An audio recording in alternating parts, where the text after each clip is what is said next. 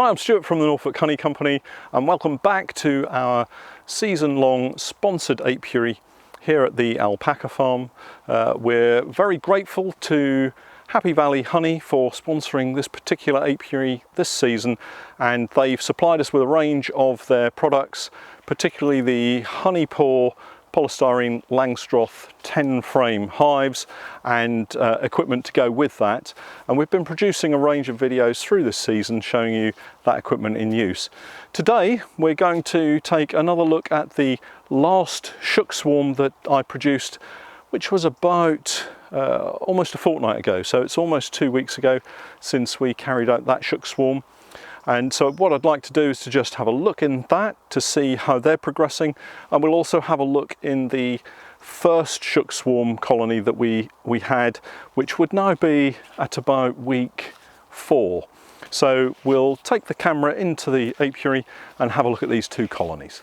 So here we are, we're at our Honey Paw polystyrene 10 frame Langstroth hive, and so this one, we carried out the shook swarm not so long ago, about 2 weeks.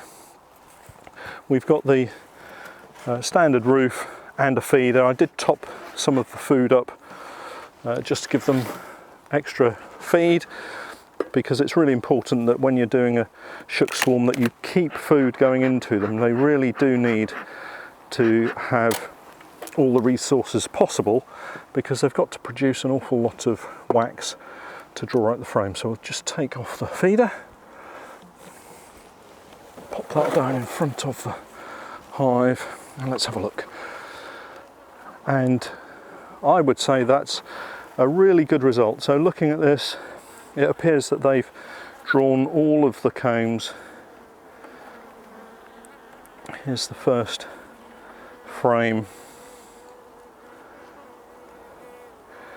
and they're drawing that quite nicely. They're storing the sugar syrup that we've been giving them, and I think that's a really good result. Just working on this side, so there's still a bit of work to do on this particular face of the frame, but that is the outside frame. We'll pop that down in front of the hive, and let's just work our way through. And what we really want to see now is that the queen has started to lay eggs, because we still have the queen excluder beneath the brood box here, and that's in position to initially prevent the colony from absconding. We don't want the shook swarm to just suddenly take to wing with their queen, because they've lost all of their brood frames from the shook swarm. So that frame was just stores. Again, this one, they're drawing really nicely, but again is just sugar syrup stores. I'd like to see some pollen in some of these frames. At this time of the year, pollen is becoming in short supply until the ivy flowers, but we've got some pollen in this frame, so that's good. But again, lots more stores in there, but as yet no brood.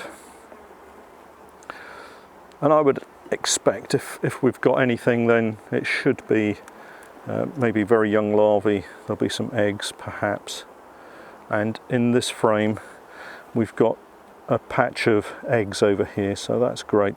The queen has started laying again, and we can probably safely remove the queen excluder now, but I think I'll leave it in for 1 more week, just until the colony has plenty of brood to protect, and the weather conditions will be kind of gradually getting more towards autumn, and they'll be less likely to want to abscond. So here's our queen with the red dot, so nice to see her wandering around. And we've got some very young larvae in that frame, so that's good news as well.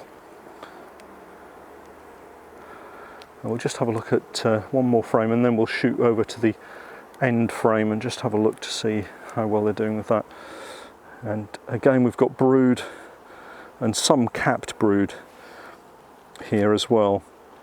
So this is going to be somewhere in the region of 8 days plus in age. So it looks as if it's just being capped. So that's good news. Really pleased with that. I do like these hives. They have worked really well with the colonies that we've actually shaken into them, and it'll be really good to see how they overwinter.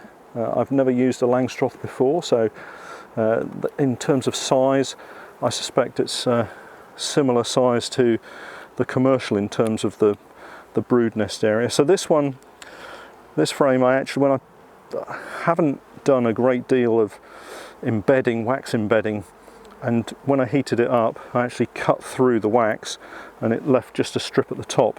But the bees are now drawing that down of their own accord and own design, and hopefully we'll get ourselves a complete frame at that end by the time they're finished.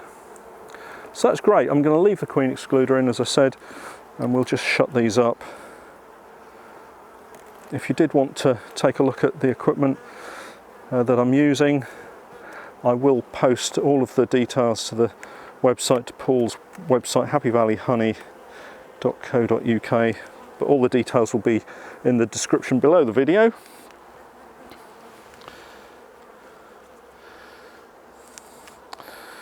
And we'll just turn this end frame around so that the unworked face is towards the inside of the colony, and hopefully that will encourage the bees to get onto it and start drawing that out.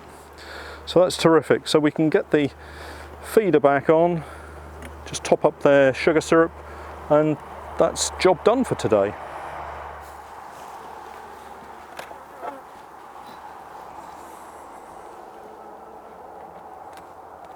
So that's the feeder. It holds 15 litres of sugar syrup, and you can see the bees feeding along this edge, which is great. Get the cover board on quickly before the wasps discover it, and then we can get the roof back on, and that's colony number 6.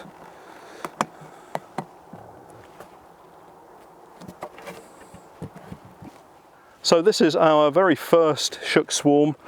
We'll have a quick look to see how the girls have progressed. I know that they've done really well. We have removed the queen excluder from the base.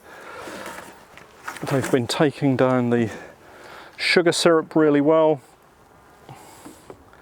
Bees looking good. There's still a little syrup in there.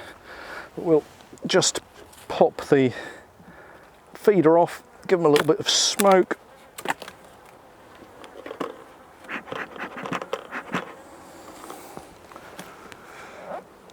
That down. So this will be just a very quick look through.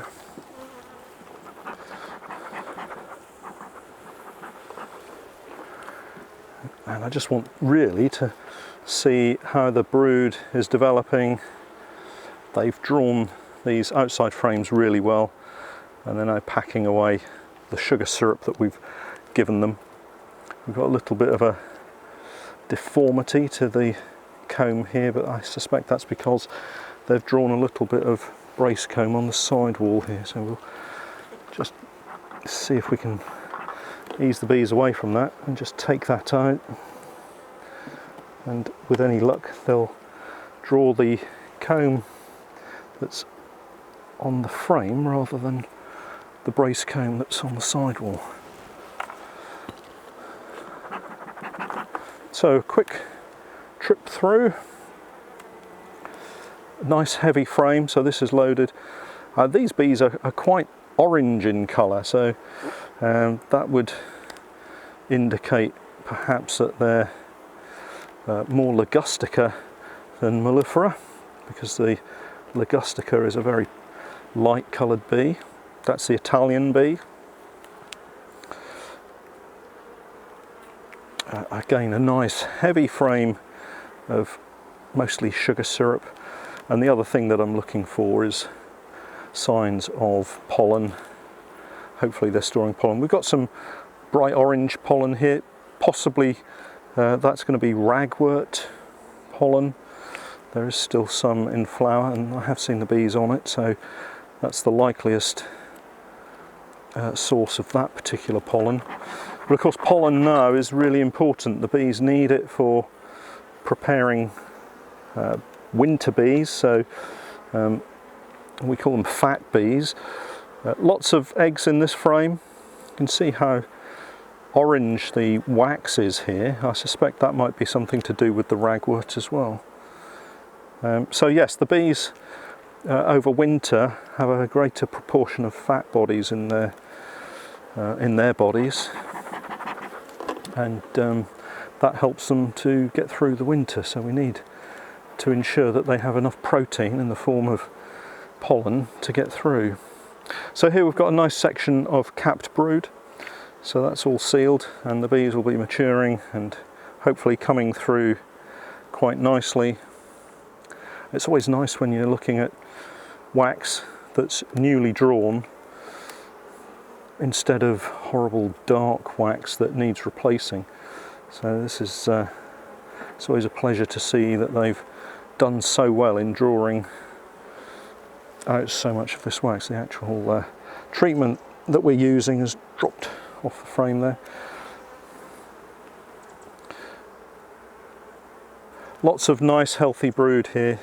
This is a really good sign, and I'm very pleased with the way this particular shook swarm has developed. It's now really too late here in the UK to be performing a shook swarm into September. Not really, because I think the bees won't draw the comb. There's our queen, a very orange queen in the middle of the frame, just here. But this lack of pollen would be my biggest concern. I think they might well draw the frames, but then not have enough pollen. So if you've trapped pollen and you've maybe got some that you can feed them, then that might work. But I tend to stop any kind of transfers into September, and now we're really getting into winter maintenance. So here we've got a really nice slab of capped brood, and I suspect that a lot of this is going to be emerging over the next, well, days probably. So that's great. I'm really pleased with that. I'm not going to look at that end frame. That looks like stores, so we'll pop this treatment back in here. So this is Apistan. I have produced another video on my Patreon page showing the Apistan treatments if you want to take a look at that. We'll just close this up, making sure we don't squash any bees, as few as possible. There are always casualties, unfortunately. And then we can get this last frame back in, which is a really heavy frame full of stores. Just knock this little piece of wax off. That's ready to go back in. And that's great. I'm really pleased with the way this colony has turned out. I'll just get the feeder back on.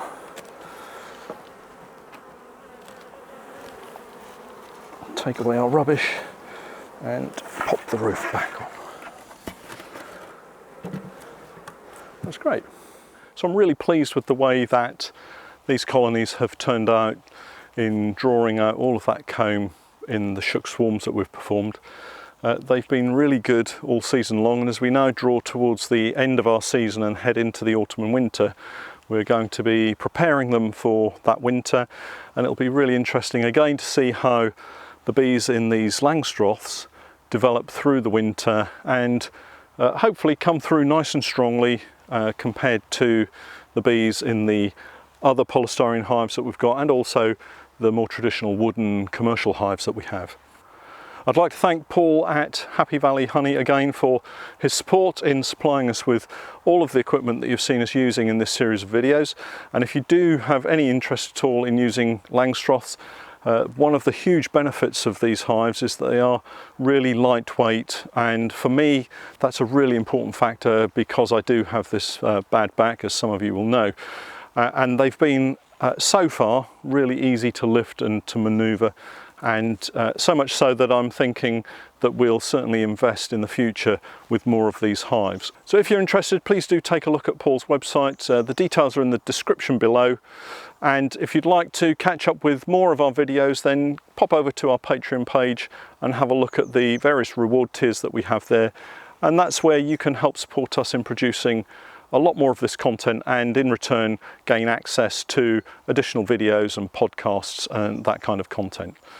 We're going to head off now. It's great to have you along again, and we'll catch up next time. Thanks for watching.